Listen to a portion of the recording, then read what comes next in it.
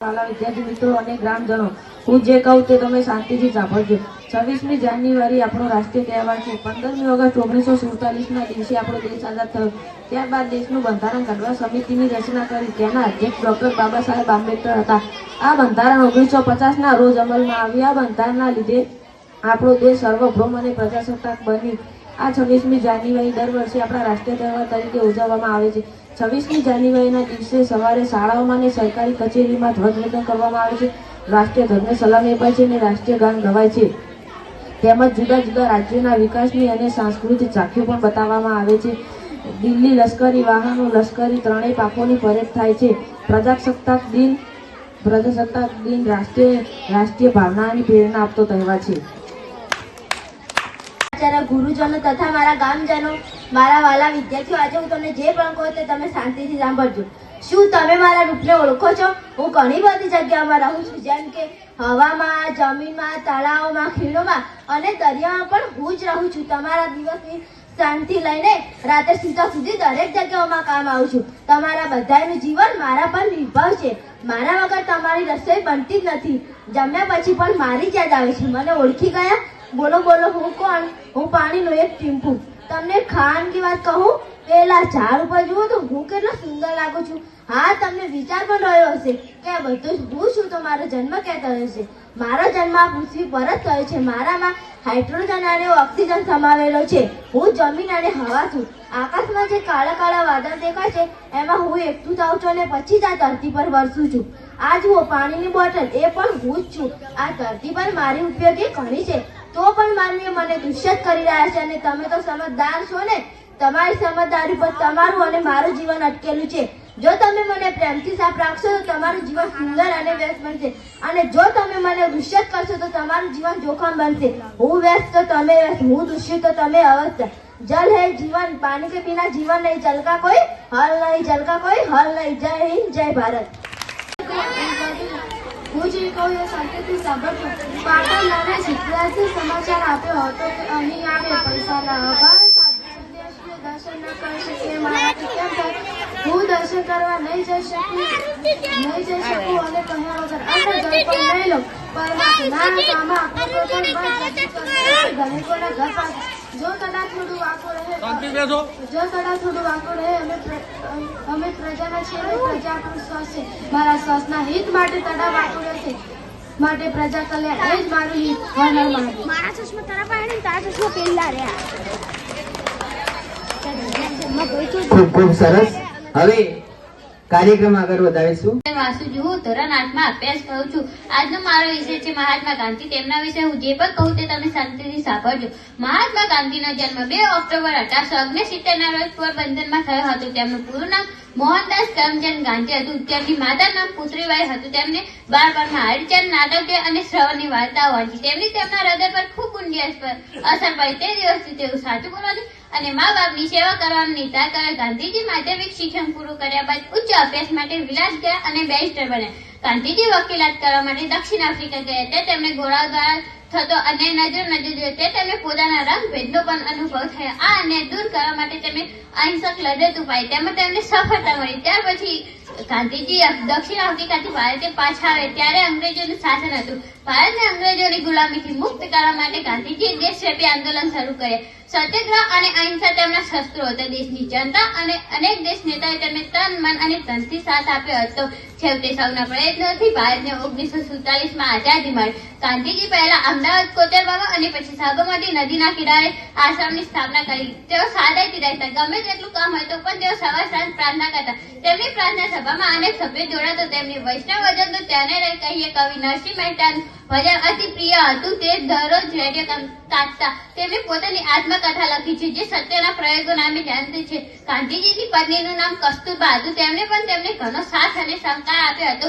30 જાન્યુઆરી 1948ના રોજ ગાંધીજી દિલ્હી પ્રાર્થના સભામાં જઈ રહ્યા હતા ત્યારે એક નાથુરામ ગોડસે નામના એક યુવાને તેમને ગોળીઓથી વીંધી નાખ્યા। આથી વિશ્વભરના લોકોને આઘાત લાગ્યો। ગાંધીજીની સમાધિ દિલ્હીમાં છે, જે રાજઘાટ તરીકે ઓળખાય છે। દેશવાસીઓ આજે પણ ગાંધીજીને રાષ્ટ્રપિતા તરીકે યાદ કરે છે। અસ્તુ। તથા મારા વાલા વિદ્યાર્થીઓ ભાઈ બહેનો, આજના દિવસે હું તમને જે પણ કહું તે તમે શાંતિથી સાંભળજો. મારા દેશનું નામ ભારત છે. ભારતીય સંસ્કૃતિ અતિ પ્રાચીન છે. મારો દેશ પૃથ્વીના ગોળા ધર્મ એશિયા ખંડમાં છે અને તેની 3 વિધિઓ હિમાલય પર્વતમાં આવે છે. પશ્ચિમે અરબી સમુદ્ર, દક્ષિણે હિન્દ મહાસાગર અને પૂર્વમાં બંગાળનો ઉપસાગર આવે છે. મારા દેશના વિવિધ ધર્મો અને વિવિધ જાતિઓના લોકો રહે છે અને તેમની ભાષા, પોશાક અને ખોરાક છે. મારા દેશની રાષ્ટ્ર ભાષા હિન્દી છે. મારા દેશનું પાટનગર દિલ્હી છે. મારા દેશનું રાષ્ટ્રગીત જનગણ મન છે. ભારતમાં ગંગા, યમુના, તાપી, કાવેરી, બ્રહ્મપુત્રા આ બધી જ નદીઓ છે. આ બધી જ નદીઓ મેદાનોમાં ફળદ્રુપતા બનાવે છે. ભારતમાં દિલ્હી, મુંબઈ, કોલકાતા, બેંગલુરુ અને અમદાવાદ જેવા મોટા શહેરો ઔદ્યોગિક શહેરો છે. પૃથ્વી પરનું સ્થળ ગણાતું કાશ્મીર હિમાલય પર્વતમાં આવેલું છે. ભારતમાં તાજમહેલ, કુતુબ મિનાર, લાલ કિલ્લા અને મીનાક્ષી જેવા મંદિરો જોવાલાયક જેવા સ્થળો છે. ભારતમાં ગાંધીજી, જવાહરલાલ નહેરુ, સરદાર વલ્લભભાઈ પટેલ, સ્વામી વિવેકાનંદ આ બધા જ પુરુષો જોઈને આવે છે. 15 ઓગસ્ટ 1947 નો આપણો દેશ આઝાદ થયો હતો. ત્યાર પછી દેશની ઘણી પ્રગતિ થઈ હતી. ખેતીમાં ક્રાંતિ થઈ હતી. કોમ્પ્યુટર તથા માહિતીની પણ ક્રાંતિ થઈ હતી. લોકો મોટા પ્રમાણમાં શિક્ષક બનતા થયા છે. પણ હજી આ ગરીબી દૂર થતી નથી. મને વિશ્વાસ છે કે આ ગરીબી દૂર થશે. મારા દેશ માટે મને ગર્વ છે. જય હિન્દ, જય ભારત. આનંદની ગુરુગણ તથા મારા વાલા વિદ્યાર્થી મિત્રો અને ગ્રામજનો, હું જે કહું તે તમે શાંતિથી સાંભળજો. 26મી જાન્યુઆરી આપણો રાષ્ટ્રીય તહેવાર છે. 15મી ઓગસ્ટ 1947ના દિવસે આપણો દેશ આઝાદ થયો. ત્યારબાદ દેશનું બંધારણ ઘડવા સમિતિની રચના કરી. તેના અધ્યક્ષ ડોક્ટર બાબા સાહેબ આંબેડકર હતા. આ બંધારણ 1950ના રોજ અમલમાં આવ્યું. આ બંધારણના લીધે આપણો દેશ સર્વભૌમ અને પ્રજાસત્તાક બની. આ 26મી જાન્યુઆરી દર વર્ષે આપણા રાષ્ટ્રીય તહેવાર તરીકે ઉજવવામાં આવે છે. 26મી જાન્યુઆરીના દિવસે સવારે શાળાઓમાં અને સરકારી કચેરીમાં ધ્વજવંદન કરવામાં આવે છે. રાષ્ટ્રીય ધ્વજને સલામી અપાય છે અને રાષ્ટ્રીય ગાન ગવાય છે. તેમજ જુદા જુદા રાજ્યોના વિકાસની અને સાંસ્કૃતિક ઝાંખીઓ પણ બતાવવામાં આવે છે. દિલ્હી લશ્કરી વાહનો, લશ્કરી ત્રણેય પાંખોની પરેડ થાય છે. પ્રજાસત્તાક દિન રાષ્ટ્રીય ભાવનાની પ્રેરણા આપતો તહેવાર છે.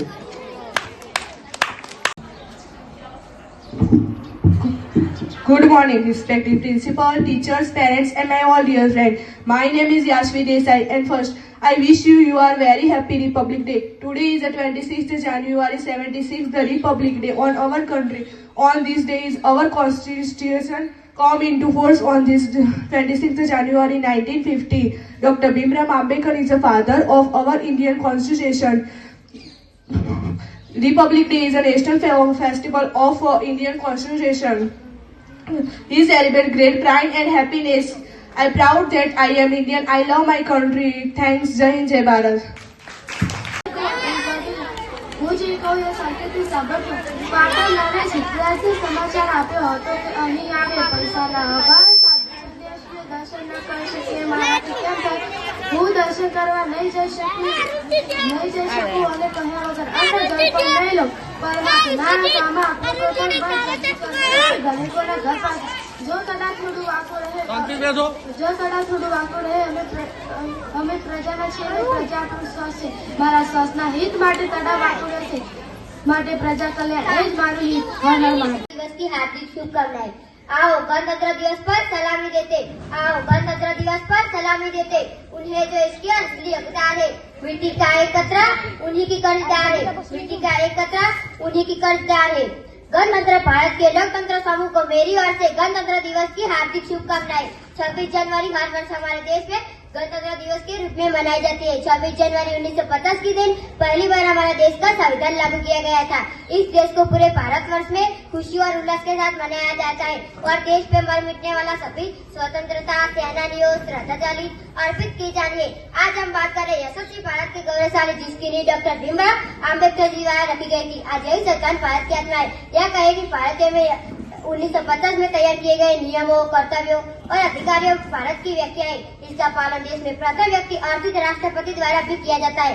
इसका सम्मान करना और इसे सर्वोपरि रखना हम देशवासी का मौलिक कर्तव्य. दोस्तों 26 जनवरी गणतंत्र दिवस के रूप में हर वर्ष इसीलिए मनाया जाता है क्योंकि इस दिन भारत सरकार अधिनियम 1935 से हमारे देश से हटाकर 26 जनवरी 1950 को संविधान लागू करने का धुन चुना गया और यह दिवस हर साल गणतंत्र दिवस के रूप में मनाया जाने लगा.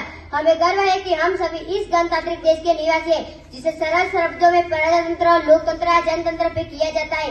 प्रजा का कर्तव्य है कि इस संविधान में दिए गए नियमों का पालन करें और अपने अधिकारों की रक्षा हेतु वह एक ऐसे प्रतिनिधि का चुनाव करे जो प्रजा हित में तिरंगा लहराएंगे, देशभक्ति गुनगुनाएंगे, वादा करो इस देश को सबसे पहला देश बनाएंगे, वादा करो इस देश को सबसे पहला देश बनाएंगे। जय हिंद, जय Bharat. Today is 26 January 2025. We are celebrating 76th Republic Day. At first, I wish you all very happy Republic Day. Dear friends, Republic Day is the national festival of India. This day is the 1915 Constitution of India. Came into the fold the Constitution supreme law of India. Dr. Bhimrao Ambedkar is the father of India's Constitution. Friends, every year we celebrate this day with great joy and happiness. So we should always respect our Constitution. Friends, Republic Day relies to important democracy and it teaches us live in peace and unity. The best country in the world is India. I proud be and I am Indian. I love my country very much. Thank you. ખૂબ સરસ. નથી ખબર ને તો ચાલો હું તમને જણાવું. હું છું એક ઇન્ટરનેટ દેવી. હું બધા સવાલના સોલ્યુશન આમ ચૂટકીઓમાં આપી દઉં છું. બોલો બોલો તમારે શું સવાલ છે? હાલના ચૂટકીઓમાં સોલ્યુશન હાજર. શું ચશ્માના નંબર વધારે છે? જો બેટા હું તને એક મંત્ર આપું. તે મંત્ર તારે રોજ સવાર સાંજ બોલવાનો છે. બોલીશ ને?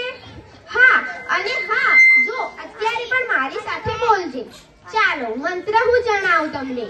ઓમ પબજી ગેમ નમઃ, ઓમ કેન્ડી ક્રશ ગેમ નમઃ, ઓમ ફ્રી ફાયર ગેમ નમઃ. જો બેટા આ મંત્ર તારે રોજ સવાર સાંજ બોલવાનો છે અને હા ગેમ રમવાની નથી.